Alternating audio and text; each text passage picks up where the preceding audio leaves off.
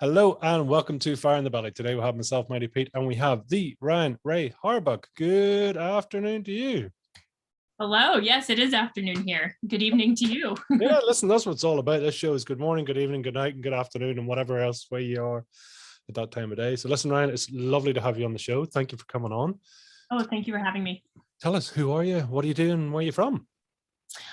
So my name is Ryan and I am a native to Colorado. I've lived here my entire life.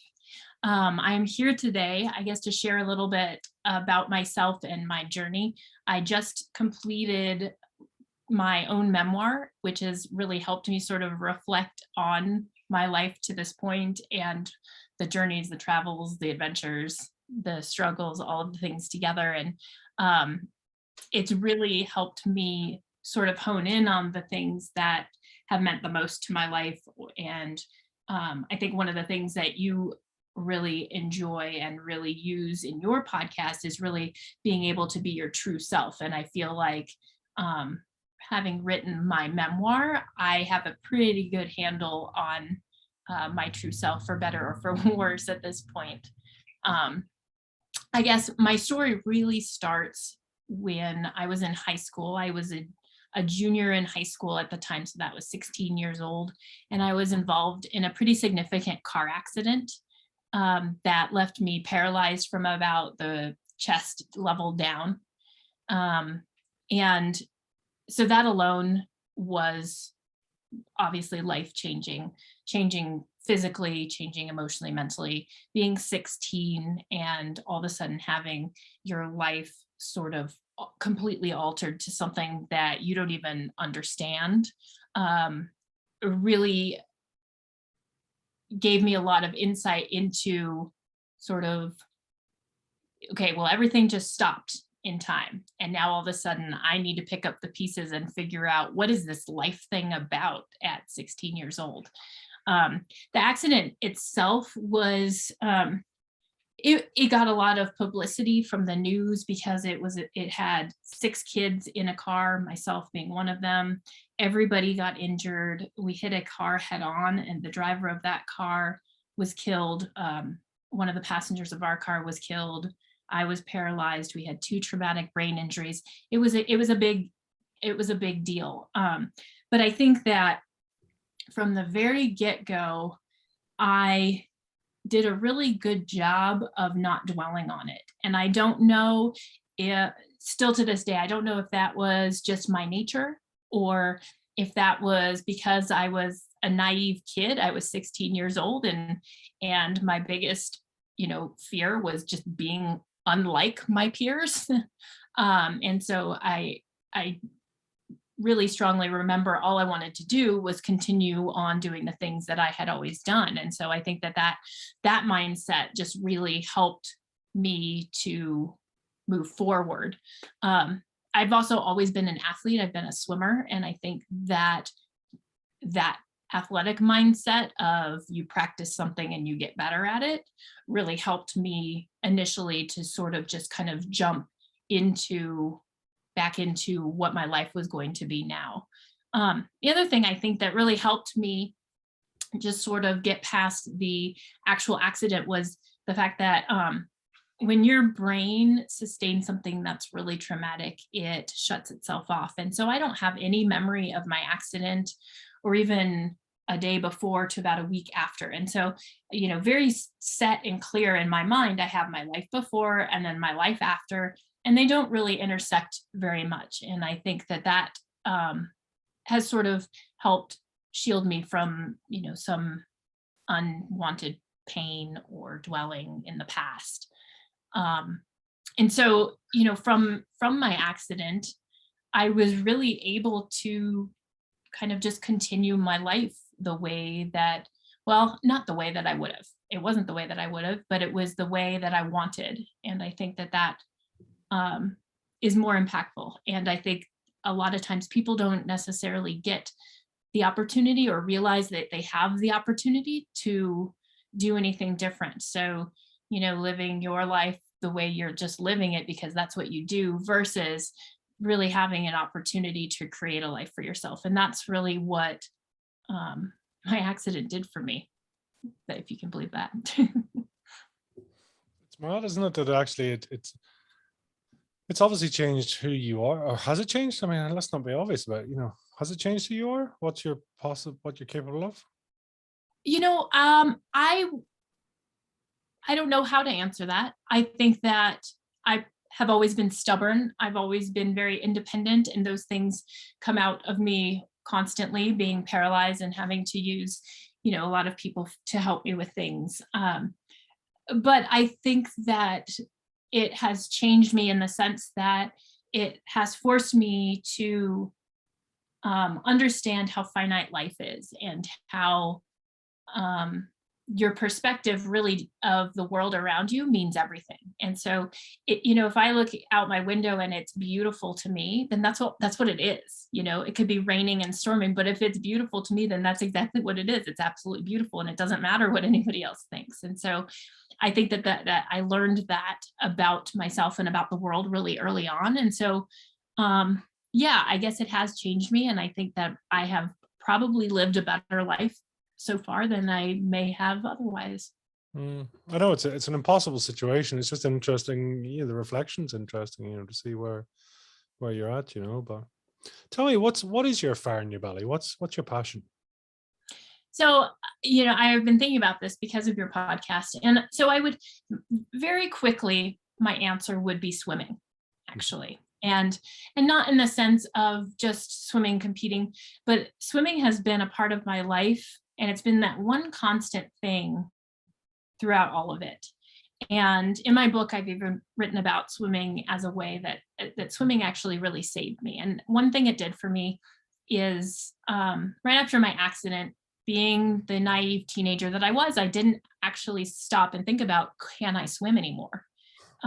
It was just, when am I going to swim again? And so forcing myself back in the pool and going through the motions and just trying to do the things that I had always done, one, that connected my life before my accident to my life now. And two, it also just gave me a sense of power that, oh, I can do this. And it was humbling because it's not going to be the way that it always had been before, and it's not going to be easy necessarily. But it can still happen, and it can still be rewarding. And so I think that, a very quick answer is my passion is swimming. I've been coaching swimming actually for about the last 20 years, and that's been a huge piece of me. And that kind of leads me, I think, to my second passion is just teaching others the lessons that I've learned, and not necessarily teaching in the academic sense, which I did teach high school for 9 years. But between coaching and actually teaching, I think that was really just an outlet for me to be able to connect with younger individuals and share with them the things that I have learned and struggled with, or the things I've championed on. And it just has really, I think, just given me a great connection to the youth that, may need somebody to help guide them a little bit more. That's really interesting. Those sort of guiding roles, that sort of teaching role. I mean, how do you find yourself? Did the kids even see your wheelchair? Do they, how do they relate to you, or is it just you just are, right? It sort of depends. If the kid knows me and has been around me for a while, I think that, yeah, the chair sort of goes away. It was my first year of teaching, actually, that I was being observed by my superior. And I had finished the lesson, and I, of course, was like, oh, that was terrible. I can't believe that he watched this. And the only thing, he came right up to me, and he was so proud of me because he had no idea how I could command the attention of a group of teenagers from a seated position.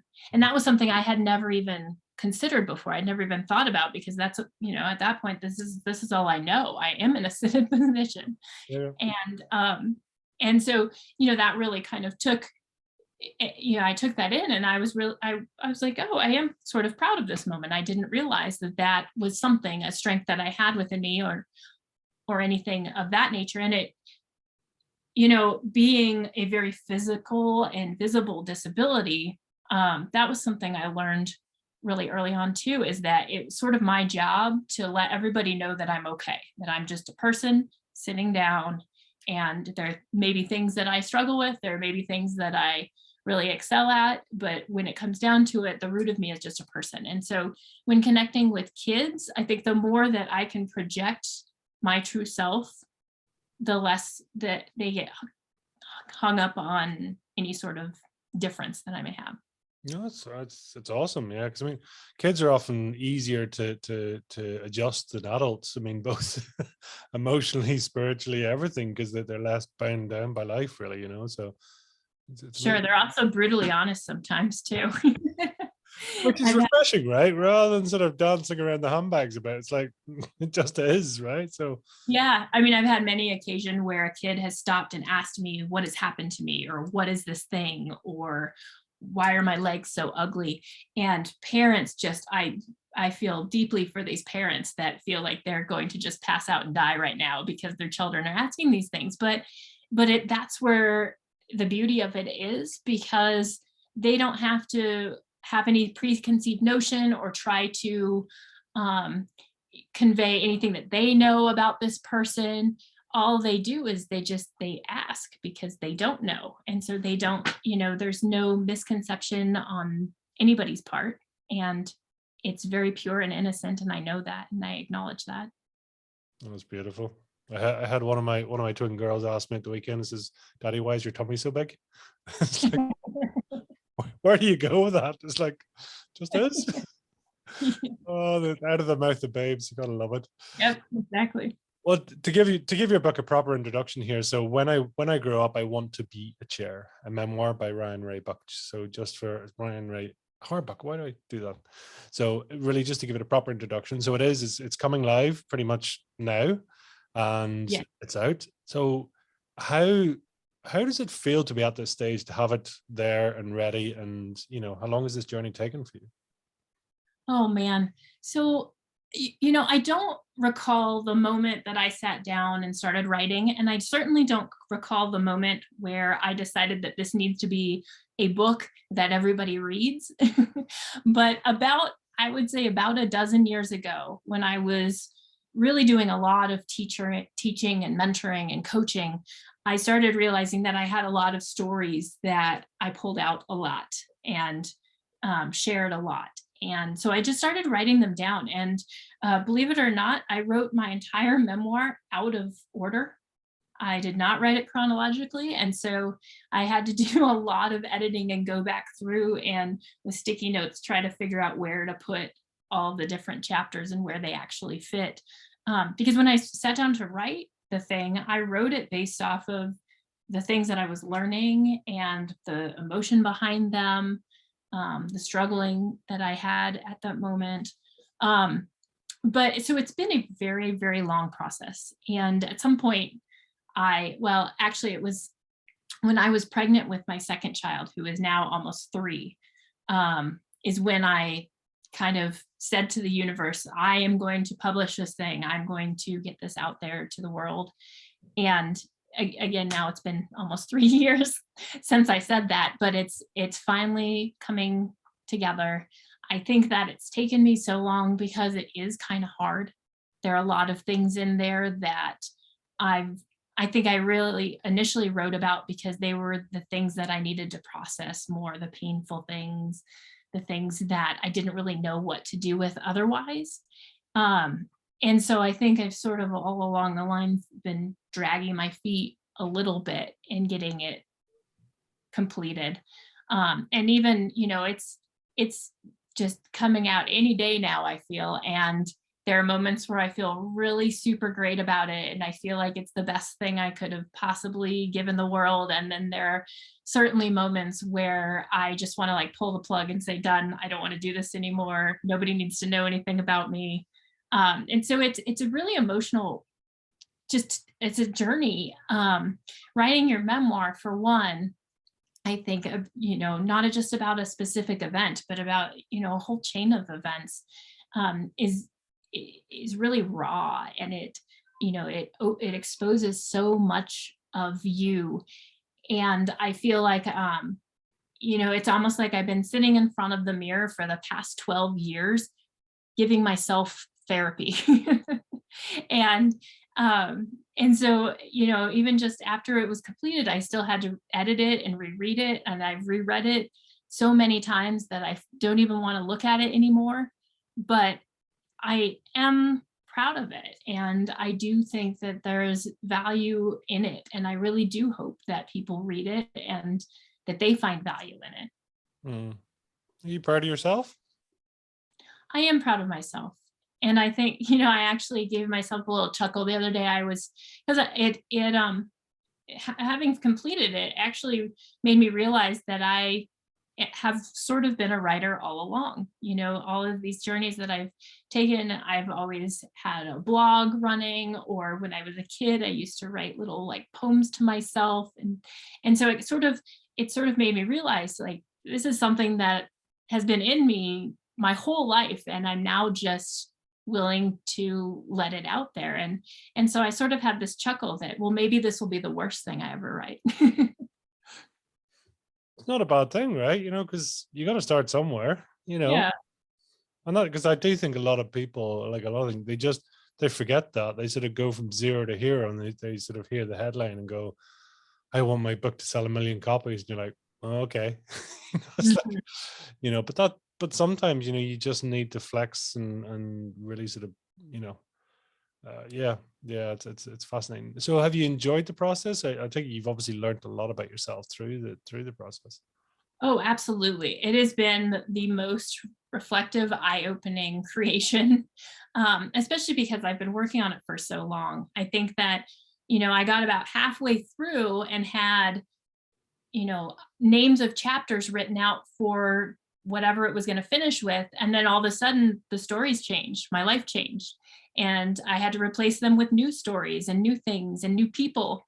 And that's been really great to reflect on as well, and just realizing how people impact you and it changes your story. And yeah, it's I suggest everybody to write some sort of memoir for themselves, because it really does it. I think that when I finally wrote the end, I realized, there are some pretty pronounced themes within my whole life, and so many of them are things that I think that anybody could relate to, whether they were in a chair or not. And I think one of those, the biggest piece that I realized was that I've had so many moments in my life where I've been utterly vulnerable and exposed and struggling, and just feels really gross about, just how I am so open. And at the same time, those are the moments that is where my true strength comes out, and is where I'm able to actually be my true self and be powerful and meaningful. And I think that recognizing that has helped me even just in the last few months, in terms of just how I live my life, how I view my life.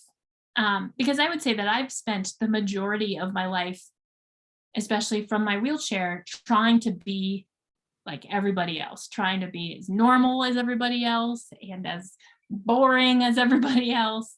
And over again, things happen in my life that remind me that that's not my path. My path is different. And to be okay with that, and to even sort of embrace that, has been a challenge. And I think that, like I said, really just in the last couple of months have I been willing to kind of hold that in and say, okay, I can do that.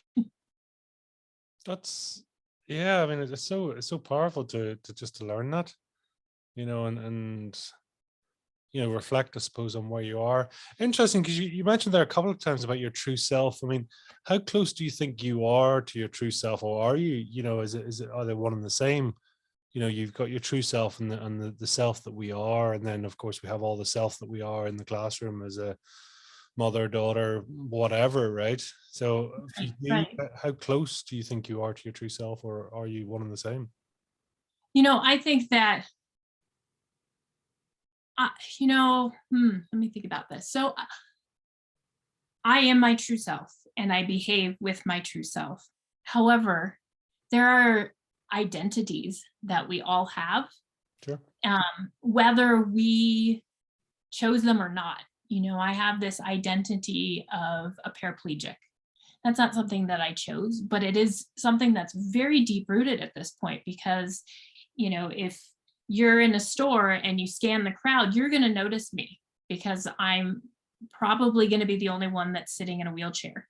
Maybe not, but and so that identity that has been sort of an interesting struggle for me because it's not something that I chose. It's not something that necessarily benefits me, and it's also not something that uh, makes my life worse. It really doesn't. But it is an identity that was given to me. And so, while I say that I am my true self and I behave with my true self, there are those like little identity things that get in the way of that, I think. Even just, having the identity of being a mom, that is something that I chose. And that is something that I'm very proud of. And I work really hard to be the best mom that I can be. But at the same token, that is my true self. However, that's an identity within that. Do you know what I'm saying? Mhm, mhm. Like there are these branches off the tree or Of something. course. Yeah, yeah. I mean, but we are all different to different roles to different people, right? And I mean, on Zoom, you're just another person. The chair's not there. It's just you just Yeah. are, and but then, yeah, it's just I find it so intriguing that there's a bit of ego, there's a bit of everything, right? That and soon you will be, a well-known author as well. So you have all these titles that we bring in as well, um, and just how we react, different things. I mean, I only know from my own book, and I went bestseller. I literally hid for 3 days. It's like I just didn't want to be seen. It was like, what have I done? All these, and people are sort of starting to message me saying, "I've just read your book," and it's like, oh God, let me go hide somewhere, and this sort of fear, right? But um, it's just that acceptance of self, and, Mhm. a question, and I'll come back to that thought, but do you think this was destiny? I have lived my whole life believing that I have a path to follow and I can deviate from the path a little bit, but for the most part, I am that accident happened for a reason. And and whether I'm right or not, that gets me through to the next day. Sure. Because if I didn't have some sort of belief that was meant to happen or my life was meant to happen the way that it has, it I may have a much more difficult time living each day. And I think that very early on, I sort of adopted this, perpetual fatalist view, everything happening for a reason, because it just made everything make sense to me. What drives that, or what are you connected to there, if you don't mind me asking? Is that religion? Is it spirituality? Is it just an inner belief and knowing? Do you Just know? an inner belief. I'm not a religious person. I speak about in my book often, I speak about like the universe trying to talk to me, but whatever that is, whatever I feel guided by, it's probably comes down to me, really. Mm. Yeah, it does make a huge difference. What what are you good at, and what are you terrible at? um, I am terrible at taking a compliment. I'm terrible at taking credit for something. I have a really hard time um, uh, appreciating myself the way that I appreciate others. I'm really good at putting myself out there and letting myself be vulnerable for the betterment of me and for the betterment of everyone else. Mhm. Really good at swimming. That's great. I mean, how is swimming for you? Is it just straightforward enough? Yeah. So because my legs don't work, they sort of drag right behind me, which if anybody listening is part of the swim world, you know that drag is a really negative term and it's a really bad term. And so learning over the years to not necessarily try to swim like my old able-bodied self, but actually changing my strokes a little bit to adapt to the body that I have now has made a big difference. And that, that was a big emotional roller coaster to go on too, is to sort of understand, well, my body is different, so I need to swim differently. And I would say that that took about a dozen years too for me to actually accept the fact that I needed to change things in the pool if I wanted to get more out of it. That's amazing. And just linking back, so you talked earlier about mindset. I mean, is that something that comes naturally to you, or is it in the family, or what way? Because I mean, you certainly come across as a very positive and clearly focused person, and I'm just wondering, is it nature or nurture? Maybe that's maybe the better question. I think it's both. I think that some of it is just me, because I can't tell you any other way. But I really do think that my accident and just sort of, like I said, learning how finite life is and how precious your moments are, and learning how to hold on to moments. I mean, there's been several experiences in my life, even just really little, small, minute things where I've realized, oh, hold on to this. You want to remember this. This is something for you to remember. And just being mindful of that. And I think that that's really sort of set the stage for the rest of my life in terms of being sort of driven to be the best that I can be, because what else am I going to be? Yeah, just exactly, to be the best version you can be. But it's amazing. I mean, how many people, I don't care, whether you're able-bodied or otherwise, it doesn't really matter. It's how, how they are just not aware of their own capabilities. They're not, even open to what's possible, and owning themselves, owning their own beliefs, ideas, everything else. It's huge. Well, and gosh, I mean, I think it's so much of it comes down to is you don't necessarily know what you have until it's gone. And so I think that some of my drive and my purpose have come from things that have been taken away from me, whether that be from my car accident and being able to use my legs, or, I've had several health scares in my life where I've been put on bed rest for months and months and months. And, that alone is just a reminder, like, hey, you have this one life, and if you, and that's all you've got. And if I don't really hold on to that, and just realize what I have at any moment, anything could be taken away. Going from, picking my kids up to school, I could be on bed rest tomorrow. And I know that, and I hold on to that because it helps me live my life from day to day as best as I can. And it, I think that it helps push me past maybe what I originally thought I could accomplish or could do. And I think that's true for everybody, and I think perhaps a lot of people don't have things taken away from them in that regard. I think the pandemic has taught a lot of people a lot of things related to that. And we've, I think, globally seen, people switching jobs, people quitting jobs, people moving and living on a boat somewhere, and I applaud that. I think that it is remarkable, because that's what we should all be doing in the first place. We shouldn't have to have the bad thing happen to us in order to do the good thing. Yeah. I mean, I know for a lot of people, for change and all that, it's like, and it's true. I mean, typically from your darkest hour comes your brightest moment, and but it's like, do we really need to go to the very, very dark place? It's like, is there possibly a shortcut, or not necessarily a shortcut, but an ulterior way of maybe just sort of tapping out before you bottom out, and just saying, right, yeah, okay. And it's interesting, as you say, the pandemic has been, for all its curses, I think it's also been a lot of mixed blessings in there as well, and I think there does seem to be a global shift, right?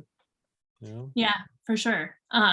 It's funny when the pandemic first started happening and everything globally locked down, I remember being kind of comfortable with that because I have experienced that personally. I've experienced my own sort of lockdown, being forced on. I was on bed rest for 8 months at one time without sort of a clear end in sight. And that's really what it felt like. But all of a sudden, I was on bed rest with my whole family. And so it was kind of, I hate to admit it, but it was kind of a joyous moment for me because, we all had to sort of slow down and be with each other. And were able to look at the things that really matter. Yeah, I think a lot of people enjoyed it. It's yeah, it's an interesting one. But tell me this: do you know what you're capable of? Um, oh, I like that question.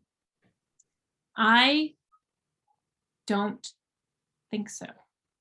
And I'm going to say that because, as I've alluded to, as I don't give myself a lot of credit and I just do things because that's what I think I need to do, or that's, I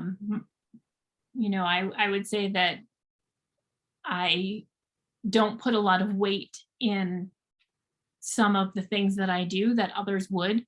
I just having conversations like this with you, a lot of times I'm reminded that maybe my mindset is different than other people, or maybe the outlook that I have or my drive is different than other people.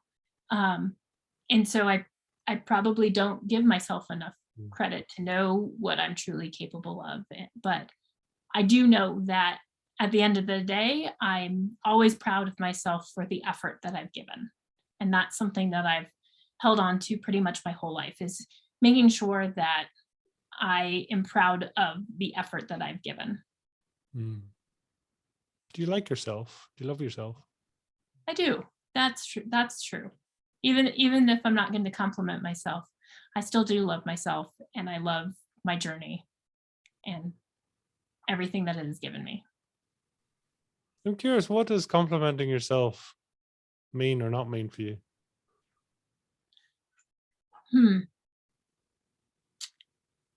I don't know. Perhaps I think as I'm just sort of thinking of this now off the cuff a little bit. I think throughout my whole paraplegic life, I've been complimented without sort of any reasoning behind it. I've had a billion instances of just rolling through a store and somebody calling me inspirational, you know, and I think that may be where some of that lies, because the act of me being in a store is not inspirational. It's not. I am getting some pickles off of a shelf and there is nothing to that. And so I think that perhaps all the years of that sort of building up have led me to downgrade the things that I do, because I am just wanting to be like everyone else. I'm just wanting to do the normal things and not have somebody think that that is remarkable, just to be at like baseline. If I am doing something remarkable, then that's different. But for the most part, I've been overly hyper complimented my whole life Hmm. for no reason in my eyes. So I think that's probably where that comes from. What remarkable things have you done then? um I just I squirm a bit, that's all, I have had 2 children, Mhm. which I think, if I thought about this 10, 15 years ago, if somebody would have said you would have 2 children, and um, for one, just having them, and then for 2, raising them, I think that those are very remarkable things for myself. Um, I've spoken about bed rest quite a bit. And there was one instance of my life where I was on bed rest for a really long time. And during that time was probably the darkest that I've ever felt, just in any given period of my life. But what I recognized during that time was that I started dreaming a lot about swimming. And so as soon as I was well enough, I hopped back in the pool and I made a promise to myself that I was going to put 100% of myself into swimming, competing, doing everything that I could in my power to see how far it would take me. And I did that for 2 full years. I got up every single morning before the sun and I trained, and I used it as an example with my students about, what happens if you put 100% of yourself into something. And I made it all the way to the Paralympic trials that year. And I swam really, really, really well. And I am very proud of that. And I did not make the team, but I left that meet completely content. I was so worried that I was going to cry. I was so worried that I wouldn't know what to do with myself. But I left that meet just feeling like I had made the team, because I knew that there was nothing that I could have done differently. There was nothing that I would have changed. I also think that it helps that at that meet, I met my husband and we connected really flawlessly and really quickly. And we were married in 3 months from the time we met. And so I think things shifted for me. I had my sights and I was so focused on this one event of swimming and trying to make this Paralympic team. And that's really what was driving me at that point. I was a mad person for 2 years for swimming. And when it was all said and done, it was done. That was it. And I had a wonderful husband 3 months later. Sounds like it kind of snuck up on you while you were very distracted. It's like, Yeah, totally. Totally. some might say took advantage, but we'll not go there. How wonderful. How wonderful. What does that teach you? Well, the whole of my swimming in that part of my life, it taught me that you could really live your life without regret. That you could, and if you did that, if you truly did that to where you were putting all of yourself into something and there was no even possible way that regret was going to sneak in there, that you would be happy regardless of the outcome. And that was a really meaningful lesson for me, because I think that regret is something that everybody has to learn sometime, unfortunately. And a lot of people get hung up on the idea of regret. And I had always, I think, lived my life really, really scared of regret. And I always wanted to make decisions based on what am I going to regret less, is sort of how I would go about my life decisions at the time. And so that whole swimming journey really taught me that you could do it without regret. You could do, you can actually complete a challenge without any regret, and it may not go the way that you want, and that's okay. And then as you kind of put it, I was so distracted that I almost missed a big opportunity and something, and perhaps during that time I was really living my truest self to the very root of me, and it enabled my husband to be attracted to that and to really, the way that we met, it was the last night of the meet and I was filling up my water bottle right before my last race and he came up and said hello, and that was it. Wow. It's beautiful, right? It's meant to be. Yep, totally. Well, yeah. No, it's fabulous to be at that yeah, just to be achieving like that, and right, to be out there and to going that extra mile and being that extra best version of yourself. Hmm. Very refreshing. Tell me, who do you think will benefit from your book, or who's it aimed at as such? So I think that my book really could be for anybody. It really could, because I think that the themes are very general.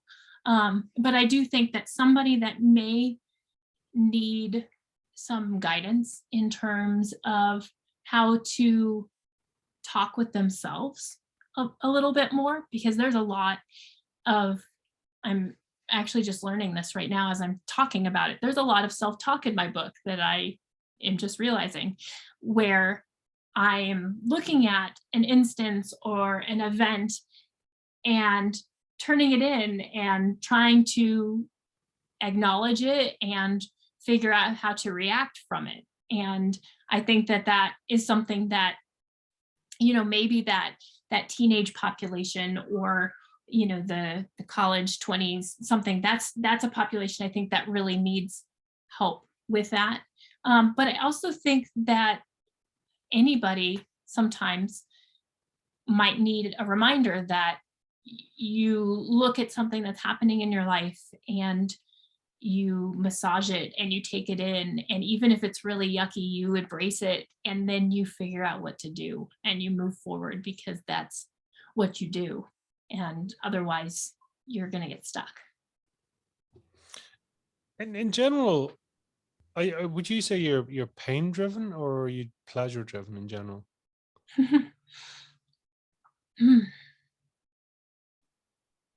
I suppose I would say that is hard. So I'll tell you real quick, a side story. So I just finished writing an article about pain, about physical pain. Mhm. And so perhaps I am leaning towards the pain, because it's something that I have not only just experienced in my life as in general, but also I have the sort of abnormal sense of, I know what pain's value really is, because I have had many instances in my life where I have not been saved by pain, because the very root of it, you look at it and pain is there, physical pain is there to remind you or to tell you that there's something wrong, right? And I not being able to feel half of my body, there have been times where my body has been trying to tell me that there's something wrong, you need to seek attention, and I haven't. And so those things have, left me in the hospital, wounds, things like that. And so I think that I have a special relationship with pain, at least with physical pain. But I also think that all pain is sort of, can be melded into the same category. And so I think that I appreciate pain in a way that maybe others don't, because as I've mentioned a couple times, those vulnerable moments that I've experienced in my life, those are typically very painful moments too. And those are the times when I recognize that I have been my truest self or my strongest self. And so I guess I would answer pain. Weird. No, I think I think when people are being brutally honest, I think it's very common. People would love to say, yeah, I'm pleasure driven, but yet there's nothing like the worst of a situation to bring out the best in people, and unfortunately, I think in a very unacademic way, I think it's an 80-20 split, where people are generally driven by lack, driven by frustration, driven by fear, whatever else. And yeah, because I mean, to look at the likes of pain and see it as a positive thing, I mean, that's next level, right? Is it? I don't know. I don't know. Yeah, it's sort of, but I suppose even the challenge of any situation, and as you so refreshingly put it, that actually to accept your circumstance in some ways, where, because if you're going to resist it, it is going to persist, the usual, that aspect. But you accept it, and then actually then you can do something about it, right? It's a level of awareness or a level of acceptance. Yeah. One of my favorite chapters in my book is called, I even might mess it up, My Acceptance of the Acceptance of Others Accepting Me. Give me that again. My acceptance of My acceptance of the acceptance of others accepting me. Okay. And I wrote it as a recipe, actually. Wow. And just chronicles little snippets of stories of my interactions in the world with others, and how that acceptance piece is really key in terms of even just communicating with others, and that acceptance of just having that self-acceptance. And yes, I'm in a wheelchair, yes, I cannot ignore that, and this is what happened to me, this is how I live my life. But then also, like, the weirdest, hardest part of that is is accepting how others are accepting me. And that's been, I think, well, I would say early on that was a big challenge. But once I realized that I had to accept how others were accepting me to truly accept myself. Now I'm getting twisted here. Mhm. Um, but that was key. Are you quite an intuitive person? I'm sorry, say that again. Are you an intuitive person?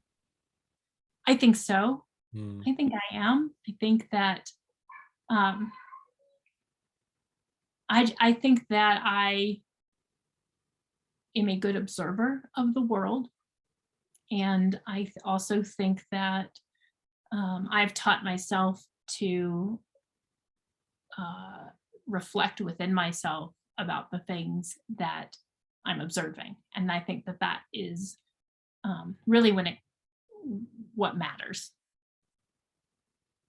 It's fascinating because I know just several people I've interviewed in this, and when you impair a sense or an ability in some way, that actually it heightens others, and we suddenly almost become, extra observant, extra seeing extra things that others, details that others just don't see. Whether it's a body's survival mechanism or curiosity or whatever, or just and that's what I was curious, because you come across as very sensory, which was quite, I don't know, just an Yeah, observation. Does that make sense? absolutely. Yeah. I also have always claimed to have the best hearing of any human in the world. As a teacher, that was always a very good benefit A to the kids superpower. quietly talking in the background. That's a self-proclaimed strength. It, That's it is. just, It is. oh, it's amazing. What did you teach out of interest? I mostly taught high school biology. I taught some other sciences as well. I taught anatomy, a little bit of physical science. I blew up a classroom once teaching chemistry, so I did not teach a lot of chemistry. Nice. That's a great thing to put on the CV, if nothing else, isn't it? Sure. It's capable. What do you think? I mean, is there going to be more books? Do you think? Is there going to be more Gosh, different? I hope so. Like I mentioned, I really realized through this journey that I've been a writer all along. And um, even now, as my book is done, I have started writing a couple of short stories and trying to submit them in places. And I wrote an article for the Huffington Post, which was published a couple weeks ago. And so it just feels right. It just feels like something that I've needed to do all along. And so, stories and things have come to me rather easily. And I'm just gonna just write it out and see what happens. Well, where do you find you in your flow state? What sort of really helps you to express those creative abilities? um, Things like this, communicating, podcasts. I've just in having my book coming out, I've done a ton of podcasts, and they're great because I'm just rehashing my life, every bit of it, and having this conversation actually challenges the way that I'm thinking. And even just in this short time that we've talked, you've stumped me a couple times, and it's truly fascinating. And I'm going to have to go sit down and think about that a little bit more, and maybe a story comes out of it. I don't know. That's amazing. And your moments of inspiration, are you a sort of a inspiration in the shower? Are you going out and somewhere in nature? What usually inspires you? Oh man, I swear I have the best ideas right as I'm falling asleep. And so I quick grab my phone and type a little note and hope that it makes sense in the morning.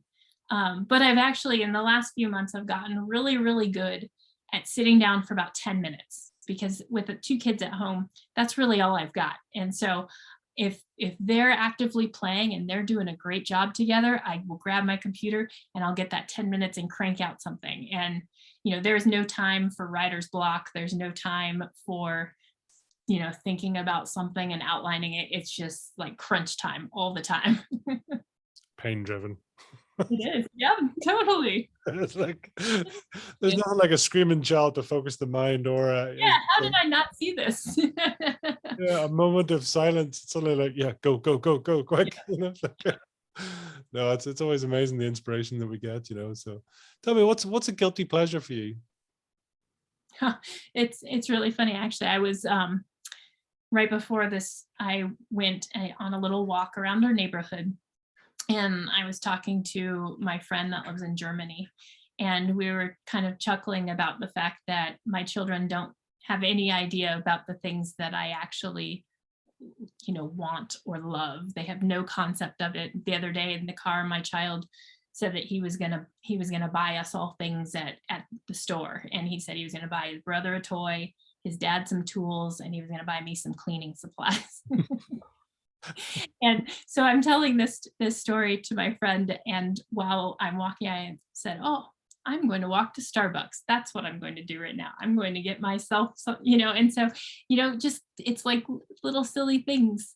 Like, do I need a coffee? No, I don't need a coffee. But if I'm going to do this, I'm going to do it for myself, and there's nobody else that's going to change my mind. I don't need a bunch of cleaning supplies. I think being a mom, a lot of yourself, it doesn't get taken away, but it evolves a little bit. And so I think I don't have a lot of things that are just my own that I would call like a guilty pleasure, Mm. um, because I am very, very family driven, and their needs always come before mine, which is why my child thinks that I want cleaning supplies. I'm always just I always sit on the fence on that. It's like, people say they'll do everything for their kids, and the kids are more important than them. And it's like, is that right? Is that, you know, My husband's always telling me, like, go do something for yourself, get out of the house. And I am finally to the point, my youngest is almost 3, that it almost feels okay. And I recognize that it would be good for me to, I don't even know, go do something by myself for 2 hours. But there's just this like connection to where I feel like that is not a possibility. And if it is a possibility, if I force myself to go do something, it's not enjoyed because I feel bad because I'm not part of the process with my children at that point or something. I don't know. I think that it's not healthy. And I think that, um, but it's how I function right now. but I was going to wonder, is it, possibly connected to the fact, you're saying that almost the very fact of physically having kids, and then obviously getting it, that when we sort of desperately sort of, having them is such an amazing thing, that then you kind of go, well, I don't want to miss a second. It's like, Yeah, yeah, I mean, yeah, I think I'll that leave at there's, some point. No. yeah, because it's not that I don't like trust them. My oldest is 8, and I trust him more than I trust a lot of the teenagers I know in my life. Like, he is a very good kid. And so it's not that, it's just more of, I just need to be the best mom that I can be, and I need to be accessible at any moment of any day. And I think that that's just sort of, that's where I'm at. And I don't think that others that aren't that way, I don't think that they are bad parents by any stretch. It's almost like it's like this innate thing that I just can't get. I can't not be the center of their worlds or whatever Mm. it is. It's interesting how you just changed to future tense language. It's like, I need to be, as opposed to other things, I am. It's just like, True. hmm, that's curious, right? It's Yeah, I don't know. I'd say that I'm a good mom, but I don't necessarily say that the way that I choose to be a mom for myself is the best, if hmm, that makes any sense. yeah, Um, because I do give up, I think, a lot of myself on a daily basis for them. hmm. I don't hold on to that. It doesn't make me long for other things. It doesn't make me regret it. But that's just the truth of it. And I think that's ultimately why I decided I needed to publish my book when I was pregnant, because I think I was kind of like, oh shoot, I'm not going to have any self left once this one's born, so I better get this going. Makes sense. What is? I mean, once a book, sort of leaves you and goes off and creates its ripples there as well. It is like it is a birth in many ways. It's a birth of a creative thing, being, whatever, that can act outside of you. And it's like, Well, and that's actually how I finished my book, is I did a chapter that I mirrored having my second child with writing a book. And it was sort of the experience mirrored back and forth. So I could have written my book. there you go. It's the book without the labor pains, right? Yeah, it is. So tell me, I mean, if you were to describe your fire in your belly in one or two words, what would they be? I think that the fire inside of me is realizing that everything that we have is really precious. And that comes down to the people in our lives, the days that we're given, the nature, every single piece of it. And just really wanting to be the best for every bit of it. Beautiful. So tell us, where can people get a hold of your book? Where can people follow you, track you down, hunt you down, stalk you? Any of the above? Yes, please. My website is my full name, RyanRaeHarbuck.com.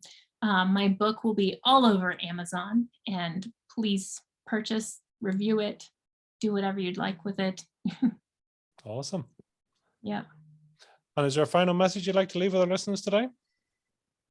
I guess I would say, if you are listening and you're connecting with our conversation, really take that in with yourself and think about your purpose and your true self, and really reflect on your own vulnerabilities and see if you can't find your strength in there. Beautiful. Ryan, thank you so much for coming on. I appreciate you sharing and being so open and sharing, caring with us. Listen, I know the book's going to go far and wide, so well done you. It's awesome. Until I'm sure there'll be another one. I'm going to predict it there and say there'll be many additions to come. So listen, thank you so much, and wish you all the best of luck. Thank you so much. Thank you.